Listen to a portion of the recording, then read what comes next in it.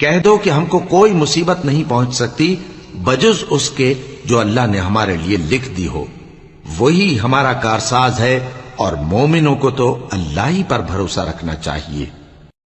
کہہ دو کہ تم ہمارے حق میں دو بھلائیوں میں سے ایک کے منتظر ہو، اور ہم تمہارے حق میں اس بات کے منتظر ہیں کہ اللہ یا تو اپنے پاس سے تم پر کوئی عذاب نازل کرے یا ہمارے ہاتھوں سے تمہیں عذاب دلوائے، سو تم بھی انتظار کرو، ہم بھی تمہارے ساتھ انتظار کرتے ہیں۔ کہہ دو کہ تم مال خوشی سے خرچ کرو یا ناخوشی سے، تم سے ہرگز قبول نہیں کیا جائے گا،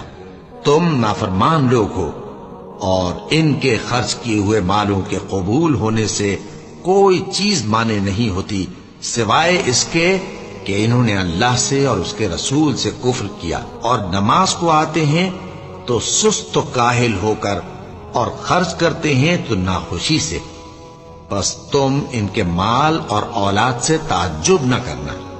اللہ چاہتا ہے کہ ان چیزوں سے دنیا کی زندگی میں ان کو عذاب دے، اور جب ان کی جان نکلے تو اس وقت بھی یہ کافر ہی ہوں، اور اللہ کی قسمیں کھاتے ہیں کہ وہ تمہیں میں سے ہیں، حالانکہ وہ تم میں سے نہیں ہیں۔ اصل یہ ہے کہ وہ ڈرپوک لوگ ہیں۔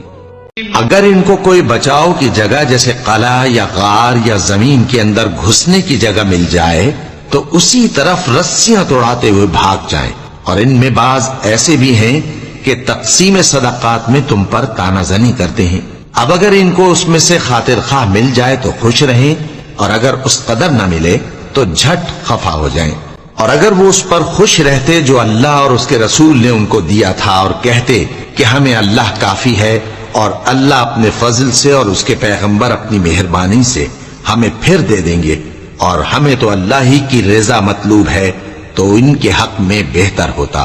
صدقات یعنی زکوٰۃ و خیرات تو مفلسوں اور ناداروں اور کارکنان صدقات کا حق ہے،